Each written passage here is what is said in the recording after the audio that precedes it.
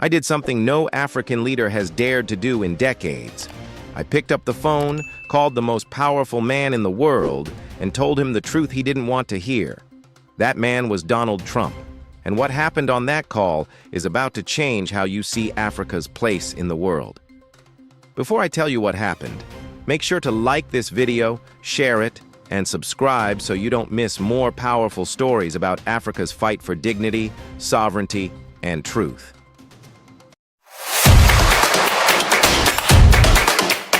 Trump expected a routine conversation, maybe a plea for mercy. But what he got instead was a reckoning. Because this wasn't about trade figures on a spreadsheet. This was about the survival of 22 million Burkina Faso people. It was about whether mothers could feed their children tomorrow, or whether desperation would push thousands onto dangerous migration routes. For decades, Africa's resources have fueled global prosperity while its people were left in poverty. Gold, cotton, oil, and agriculture all flowing out, while debt and dependency flowed back in. I knew the playbook. I had studied it for years. And I wasn't about to let Washington dictate my people's future without a fight. So when Trump announced a 30% tariff on our exports, an economic execution order disguised as policy, I refused to stay silent. I told him about Sarah, a young woman in Ouagadougou, who works long hours in a textile factory. She earns less in a month than the shirts she sews sell for in American stores. A 30% tariff doesn't just mean she loses her job, it means her brothers leave school. Her mother goes hungry. Her baby girl loses access to life-saving medicine. And eventually, Sarah risks her life on a boat to Europe, joining thousands of others in search of hope. That's what a tariff looks like when you strip away the politics. That's what America first means when you're on the wrong side of it.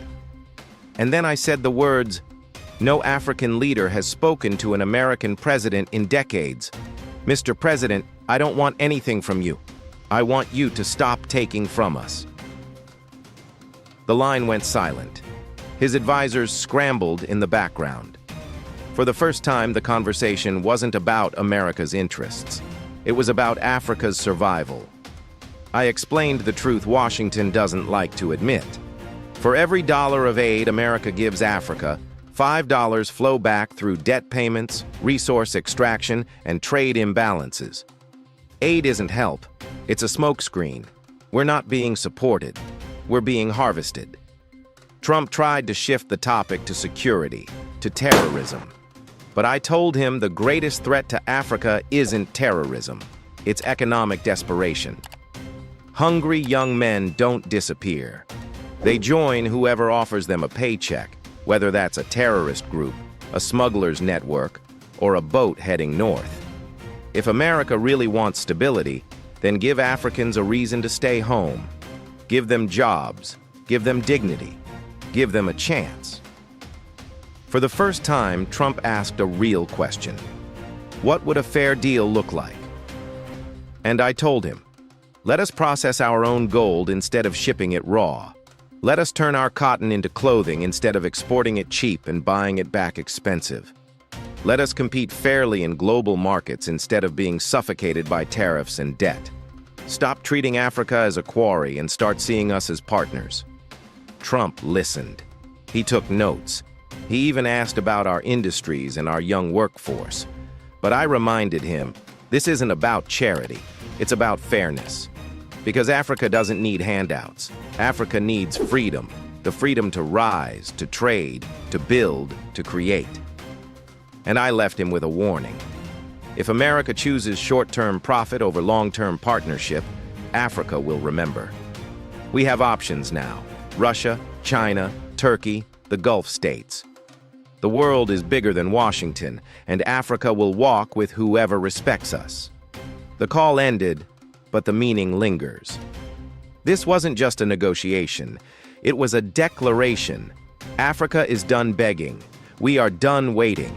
We will no longer smile while being exploited. We will no longer be grateful for scraps. The age of dependency is ending. If you believe Africa deserves fairness, dignity, and true partnership, then like this video, share it, and subscribe for more stories that speak truth to power. Together, we amplify the voice of a continent rising to claim its place in the world.